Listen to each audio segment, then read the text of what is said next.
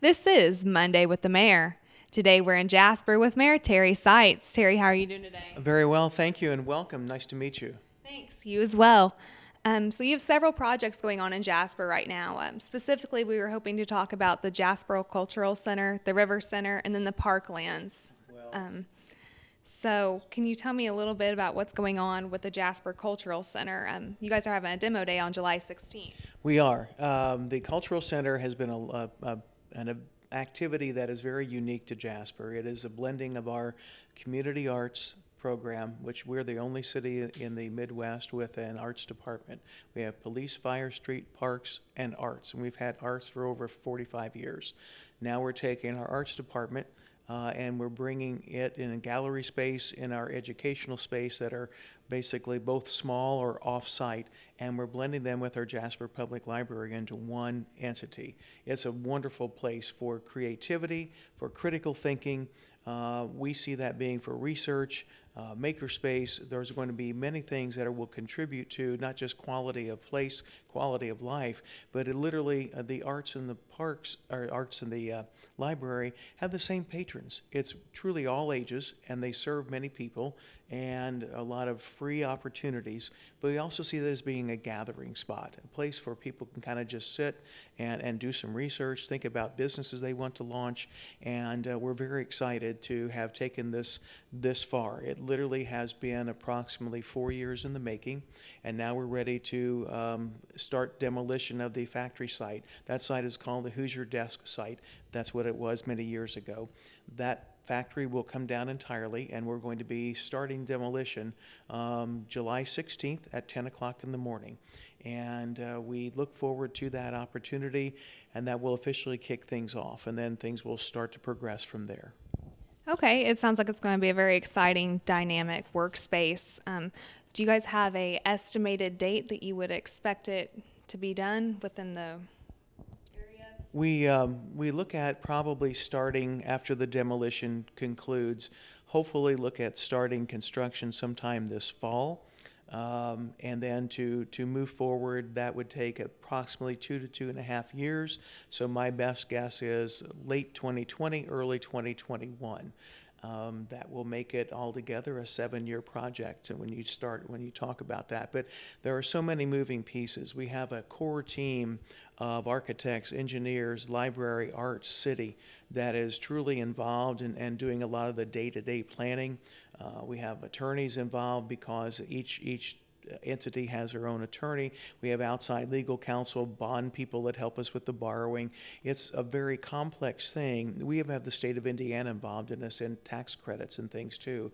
But ultimately, what we hear, and I like this, is that no one's ever done this before. Well, when you are doing something that no one else has ever done as a city, then I think it's very, very important to realize that it does take time. And I want to give credit specifically to our city attorney, Renee Kabrick, our utilities, our city engineer, Chad Herm. They played a direct role into that, as well as Darla Blasey, our director of community development planning.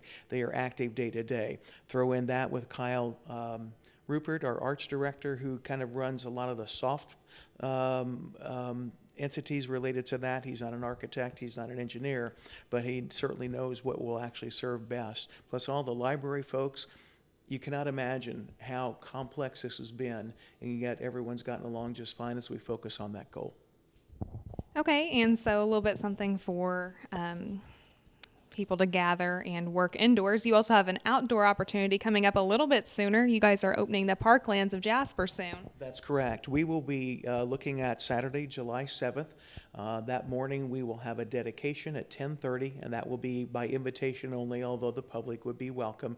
And officially at 1 o'clock on Saturday, July 7th, we will open the Parklands to the public. It's going to be an extraordinary venue. It will be truly Indiana's natural destination, and that is how we're going to bill it. It is a very one-of-a-kind park. It's 75 acres, 25 of which are wooded. The other 50 acres, give or take, is a former country club golf course that was closed in 2012. And golf courses, people may not realize, not natural at all. There is nothing natural about a golf course other than maybe some areas that are growing just, grasses that are taller. Everything else is manicured and mowed often. Greens are sometimes mowed twice a day. So people have grown up with this area being a golf course, and they were worried and wondering about what it would look like.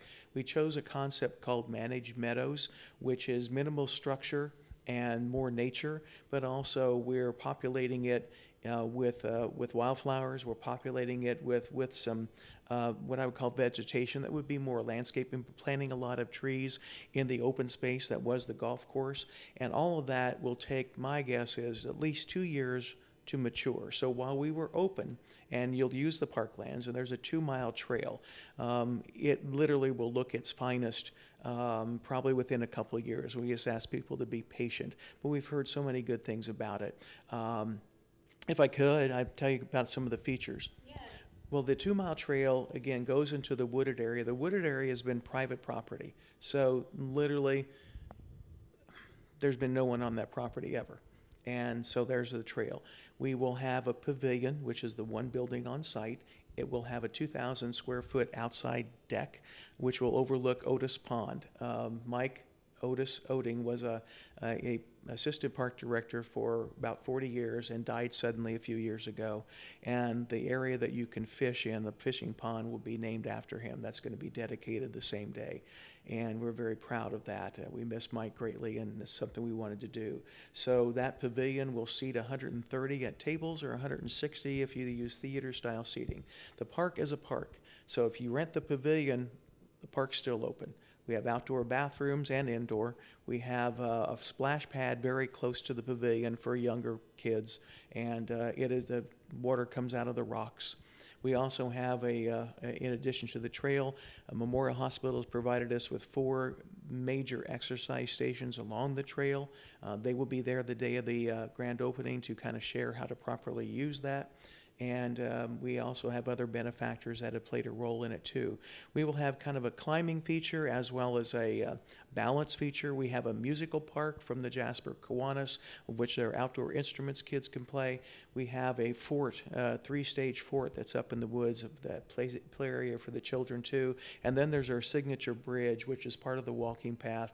That bridge and the pavilion will also be lit at night, so it can be seen even whether the park's open or not. Park will close like any other park at dark, but we also realize we want to see just how popular that is and to see the features of the park. And a couple of different ways to look at it. We're very grateful for the Clubhouse 61 and the Hanselman family of being such good neighbors. They actually have turned that facility in the old country club clubhouse to their own private venue, but in doing so, they're butting up right against the property that used to be all the same. And they've been very generous in letting us access the park through that, but the primary entrance will be on 15th Street, and there's a 100-car parking lot, so you'll be able to park there just fine on that day. All right, excellent. And that's not the only area that you guys are kind of repurposing and bringing up to date. You guys also have a big project going on with the River Center. Tell me a little bit about that. Well, thank you. It all started really out of our 2013 Downtown Riverfront Master Plan, where we identified repurposing old buildings. We have a lot of factories in or near downtown that were underused or not used at all. They were still in private hands, and about 1 million square feet of old factory space. Right now we have projects in place for around 850,000 square feet of that. So we're kind of knocking home runs.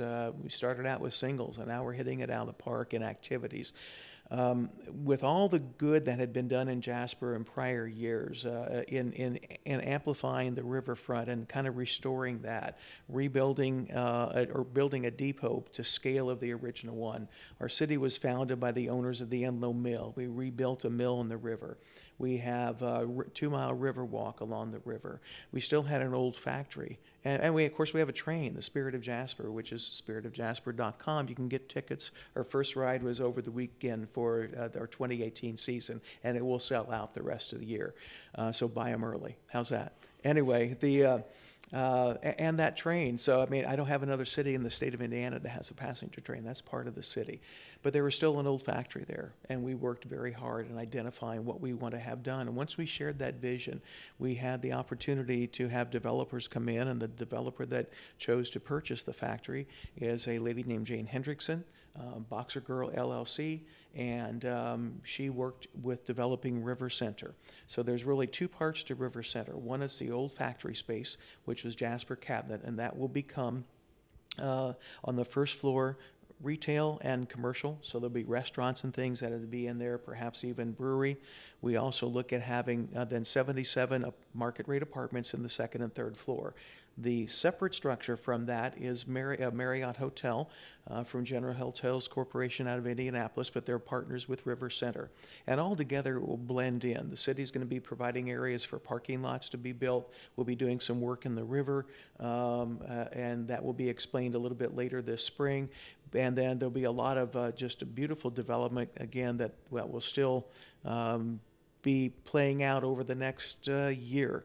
My guesstimate is that the hotel will open first. It will open perhaps either late this year or early 2019, and the River Center portion of the old factory will follow perhaps about a year from now. So we're all very excited, and again, it's private development, and we're just giddy about what could happen in that area as we create that, and that's literally across the street from what will become the Jasper Cultural Center. So our downtown and riverfront is being changed forever. All right. Well, thank you very much. This has been Monday with the Mayor with Jasper Mayor Terry Seitz. I'm Jurnee Davis on behalf of Channel 18 WJTS.